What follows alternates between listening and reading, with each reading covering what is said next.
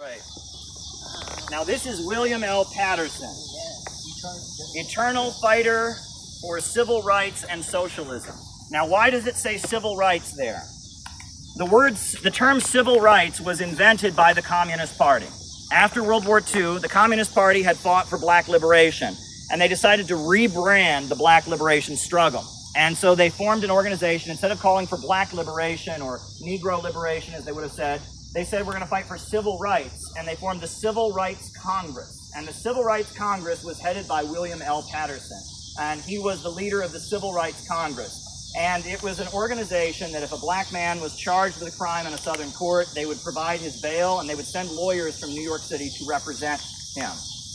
And civil rights was the buzzword that they used to support the black freedom struggle. And eventually that became the phrase that Martin Luther King Jr. and others used, civil rights. And William L. Patterson had the opportunity in 1951 to bring a petition to the United Nations to talk about racism in America. And the petition was called We Charge Genocide, because the UN had been formed, and the Soviet Union was what they call a Security Council permanent member at the United Nations. So they had the right to bring a speaker before the UN. So they brought an African-American communist named William L. Patterson before the UN, and he gave a speech called We Charge Genocide, talking about lynching, talking about the economic conditions black people face, and comparing it to what the Nazis had just been convicted of in Nuremberg. And that was basically the argument. That's why he called it We Charge Genocide, because the United Nations Charter had outlawed genocide, because genocide was something that the UN had been formed in the aftermath of World War II to oppose. He accused the American government of genocide against black people. It was with W.E.B. Du Bois, because people often have heard of that name, but I think they prohibited him from traveling or something, and with Paul Robeson too, right? Yeah, Paul Robeson was part of the Civil Rights Congress, as was W.E.B. Du Bois, as were a number of people. Now, what's also interesting is I knew older communists who talked about how what they did is they took the petition that William L. Patterson had given at the United Nations, and they photocopied it, and they went door to door in every black neighborhood in the northern industrial centers selling it. Door to door, and saying, there's 1/5 of the planet that's on your side against the American government, and that's the Soviet Union. And they just had, gave this speech at the United Nations supporting you, and that laid the basis for what Martin Luther King was able to do. Going door to door with the petition of William L. Patterson, the leader of the Civil Rights Movement. What's interesting is also that one of the main lawyers for the Civil Rights Congress was Bella Abzug. Who eventually became a member of the U.S. Congress, representing New York City, representing Manhattan. And she was a lawyer for the Civil Rights Congress. She never actually joined the Communist Party, but she was a lawyer for the Civil Rights Congress. So big hats. Yeah, go ahead. That's one of the charges against the Uhuru movement, is bringing a petition charging genocide before the United Nations. Yes, and when was theirs? Was that in the 90s? When did they, or they did it? Well, no, they had a convention in in 1984, right, okay, charging genocide.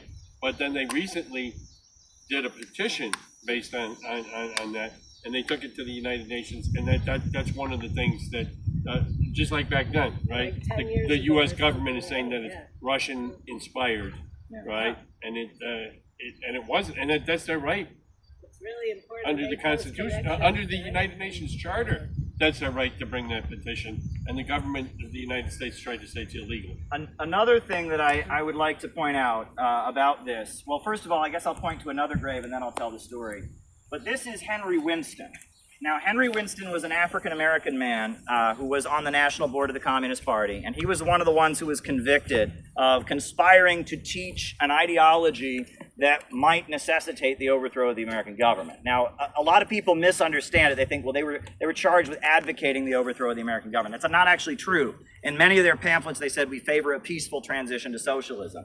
What they were convicted of was things that Marx said and things that Lenin said. And it was the way the law was written. It said conspiring to teach an ideology that would lead one to the conclusion that it was necessary to overthrow the American government. And never could they ever prove that they had actually advocated the overthrow of the American government. But they proved that they did teach that Marx and Lenin were good guys, and they did sell their books, and their books might be interpreted in a way that said you should overthrow the American government. That's what they were convicted for.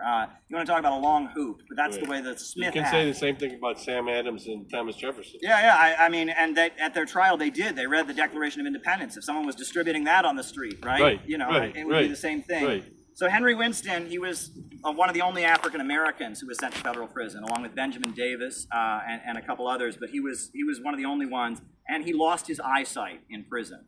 He was given medical neglect. And that's why it says here, they took my sight, but my vision remains. They took my sight, but my vision remains, because they ultimately, he came out of federal prison blind as a result of medical neglect. And, you know, he's a brilliant writer. You can read many pamphlets that he wrote about the Black freedom struggle. He was one of the main advisors to Angela Davis when she was on trial, you know, advising on the strategy for her campaign. But the reason that William L. Patterson and Henry Winston are important, and you can't underestimate this, is, you know, I've told this story many times. So those of you here who've heard it before, I apologize. But those of you who haven't heard it, it's a really important story, and I hope you'll tell it to other people. When I was at high school, you know, I had a teacher who was really into local history. I'm from a little town called Orrville, Ohio. And in my little town, they had a town newspaper, you know, and there was a headline from 1951, from the same year that William L. Patterson took his petition to the United Nations. And the headline said, "Take that, Uncle Joe." And what the article was about was that the first black family in Orrville, Ohio had bought a house. And the article began with a quote from Stalin about how America is a racist country. And the article went on to say that clearly isn't true because this black family has been able to buy a house.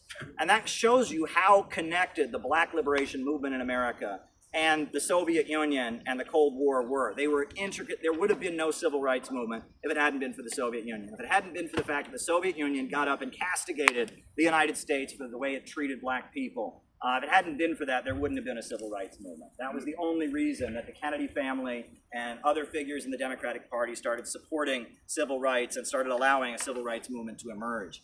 And you can't downplay that history enough. At the time, there were many African countries that were aligning with the Soviet Union. And the USA was saying, don't align with the Soviet Union. They're a brutal dictatorship. We believe in democracy. So they would show, the Soviet Union took the picture of Emmett Till and his mutilated body, and they sent it all over the world and said, oh, this is democracy, this is freedom, this is what you do to black people. That's the freedom America believes in. And there were even instances of diplomats from African countries facing racial discrimination when they came to the United Nations and other places.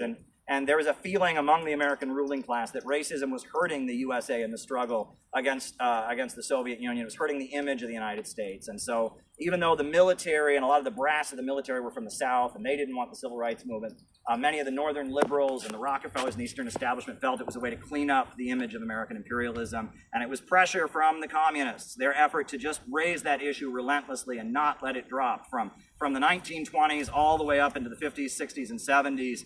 It was that even got us any notion of a civil rights movement in America. And it wasn't just the Soviet Union. There was also China, right?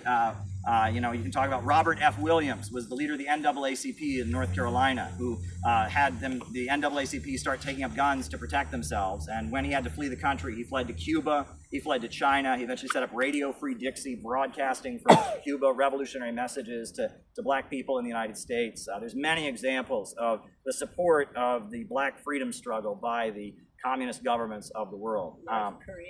North Korea. You want to talk about, I don't know the details, but I know a lot of the Black Panthers had a relationship. Yeah, Eldridge Cleaver lived in North Korea. His daughter was born in North Korea, and they considered the Black Panthers to be very close. And the North Korean ideology of Juche is a particularly nationalist ideology of self-reliance and independence. And Eldridge Cleaver actually published a compilation of Kim Il-sung's writings on the Juche ideology, saying that they matched kind of what the Black Panthers were striving for black people: self-determination, self-reliance, independence.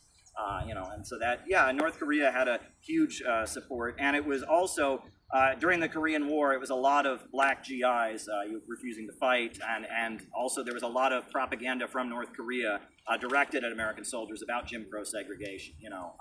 The story that I've heard from Vietnam, this is from the Vietnam War, is that there was a black GI and two white GIs next to him, and they were going through the jungle, and the black GI was standing there, and the white soldier next to him was shot, fell over, and the other white soldier next to him was shot and fell over, and then they heard a voice from the bush shout, "Black soldier, lay down your gun. You're an oppressed person too."